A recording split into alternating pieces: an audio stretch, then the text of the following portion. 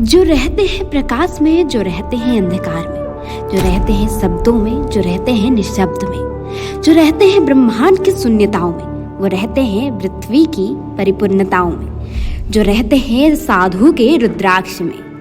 अंधी की आंख है, वो लंगड़े की बैसाखी है। जन्म मृत्यु जीवन यौवन, सूर्य चंद्र ग्रह नक्षत्र, वह विद्यमान है इस संसार के जीवन मृत्यु चक्र में सदैव सदा सर्वदा। जो है जगत के स्वामी, जगत के नाथ, प्रभु श्री जगन्नाथ।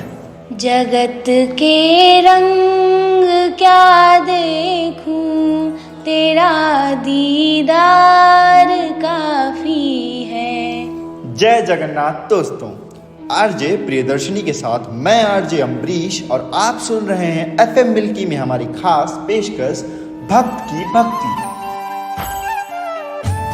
दोस्तों, उड़ीसा अपने जगन्नाथ मंदिर को लेकर पूरी दुनिया में प्रसिद्ध है। हर साल लाखों करोड़ों संख्या में श्रद्धालु यहाँ आते हैं।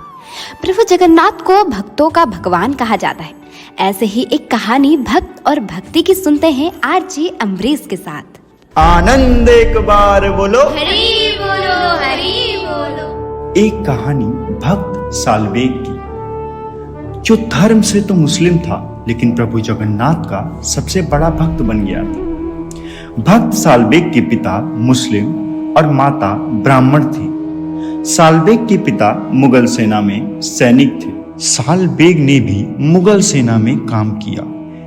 एक बार युद्ध के दौरान सालबेग पूरी तरह घायल हो गए। जब सभी को लगा था कि सालबेग ठीक नहीं हो पाएंगे, तब सालबेग की मां ने उन्हें प्रभु जगन्नाथ के शरण में जाने के लिए कहा।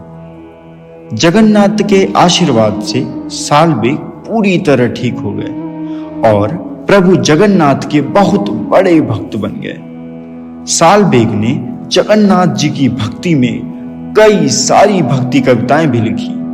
एक बार सालबेग प्रभु जगन्नाथ से मिलने के लिए पुरी गए, लेकिन मुसलमान होने की वजह से उन्हें मंदिर में प्रवेश नहीं करने दिया गया। फिर हर साल सालबेग रथ यात्रा के दौरान पुरी जाते और प्रभु जगन्नाथ के दर्शन करते। एक बार रथ यात्रा के दिन सालबेग पुरी से बाहर थे। उन्हें लगा कि वे समय पर रथ यात्रा देखने के लिए पुरी पहुंच नहीं पाएंगे। फिर सालबेग ने प्रभु जगन्नाथ से विनती की कि उनके पहुंचने तक वह इंतजार करें। फिर क्या हुआ, भगवान जगन्नाथ ने अपने भक्त की बात मान ली। रथ जहां खड़ा था वहीं रुक गया, आगे नहीं बढ़ा।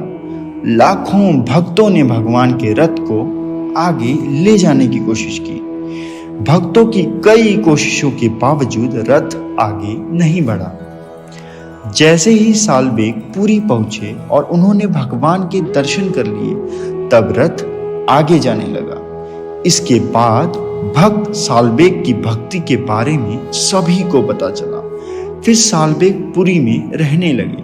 उनके देहांत के बाद उनकी समाधि पुरी के उस स्थान पर बनाई गई जहां वह रहते थे।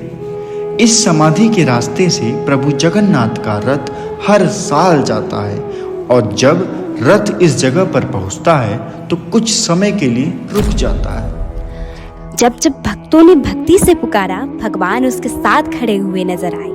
यह कहा जाता है, जब तक प्रभु जगन्नाथ की डोरी नहीं लगता तब तक प्रभु के दर्शन नहीं हो पाते। ऐसी ही कई कहानियां हैं जब प्रभु जगन्नाथ अपने भक्तों के विश्वास पर खड़े उतरे हैं।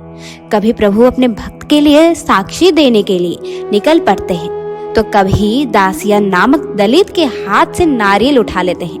महाप्रभु जगन्नाथ के सामने ना कोई जाति होती है, ना कोई धर्म। जो भी भगवान जगन्नाथ को भक्ति से पुकारता है, भगवान उसी की भक्ति पर खड़े उतरते हैं। सेहत का स्वाद चखें, सेहत का ध्यान रखें, प्रज्ञा च्यवनप्राश चखें। आप सुन रहे थे भक्त सालबेग की ये अनोखी कहानी।